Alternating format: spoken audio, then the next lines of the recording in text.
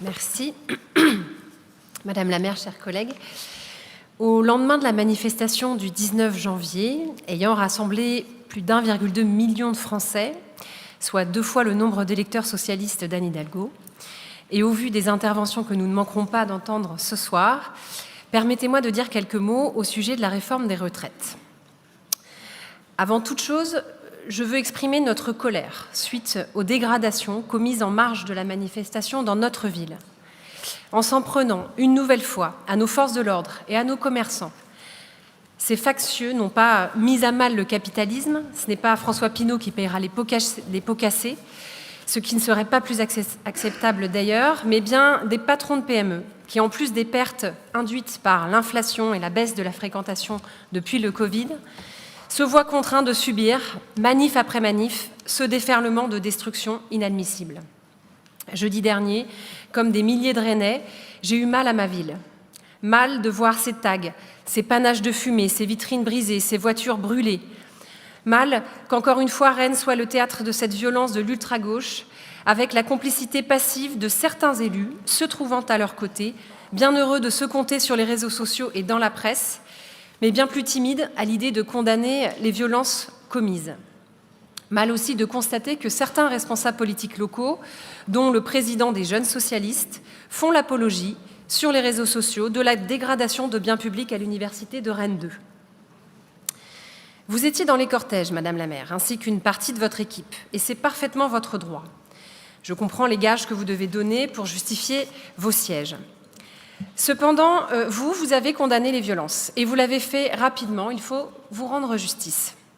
Alors, au sujet de cette réforme des retraites, on peut être en désaccord avec ses modalités, on peut aussi changer d'avis, j'y reviendrai, mais ce qu'on ne peut pas faire, c'est refuser ses responsabilités d'élus. C'est refuser l'invitation de la Première ministre, comme l'ont fait vos chefs de file mélenchonistes à Paris. Faire des selfies en écharpe dans les manifs, c'est bien. S'asseoir à la table des négociations pour alimenter le dialogue, c'est mieux. Ça, c'est pour la méthode. Sur le fond, le débat de cette réforme, j'en conviens, n'a pas vraiment sa place au sein de notre Assemblée. Pourtant, je me dois d'apporter ici quelques rectifications purement factuelles. Premièrement, et indépendamment des scénarios développés par le Comité d'orientation des retraites, notre système est bel et bien en danger, car il pèse continuellement sur notre déficit public. En effet, l'État verse chaque année 30 milliards d'euros de subventions pour équilibrer le coût des retraites des fonctionnaires et des régimes spéciaux. Ça constitue près de 150 milliards d'euros d'endettement supplémentaire sur 5 ans, dans une période où les taux directeurs remontent logiquement à cause de l'inflation.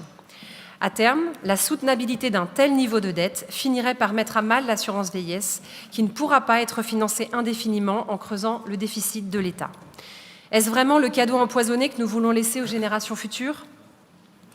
Par ailleurs, vous soutenez les régimes spéciaux. Mais concrètement, au nom de quelle logique un employé de la RATP devrait-il partir à la retraite 10 ans avant un employé de la STAR ? N'est-il pas temps d'accorder les mêmes droits à tous les chauffeurs de bus, qu'ils habitent à Paris, à Rennes ou ailleurs ? Ce système, en plus d'être très coûteux, est profondément injuste. Alors disons-le, ce projet n'est pas parfait. Certaines personnes de bonne foi s'y opposent. Le gouvernement s'est dit prêt à le retravailler. Mais on a aussi entendu beaucoup de bêtises, beaucoup de formules toutes faites et peu de propositions concrètes pour l'améliorer. Tout cela ne relève pas le niveau global des débats.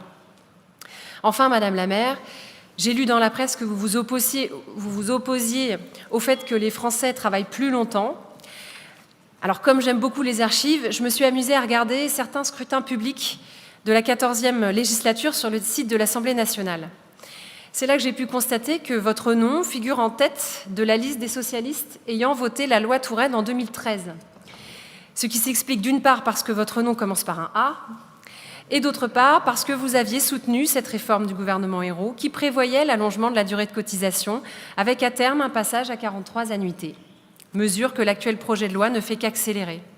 S'agit-il d'un énième changement de cap ou d'un énième acte d'opportunisme politique ? Les Rennais se feront leur propre avis. Je veux, pour ma part, saluer la députée Nathalie Appéré de 2013, qui savait faire preuve de bon sens, et rappeler à la maire Nathalie Appéré de 2023 qu'il n'est pas trop tard pour approuver une réforme qu'elle aurait certainement votée si elle avait été proposée par un gouvernement socialiste. Un mot enfin pour saluer la moitié des militants socialistes d'Ille-et-Vilaine qui se sont exprimés ce week-end contre la mélenchonisation du PS et qui ont dit non à la stratégie du plat de lentilles. J'espère sincèrement, Madame la maire, chers collègues, que ces résultats vous interrogeront. Merci.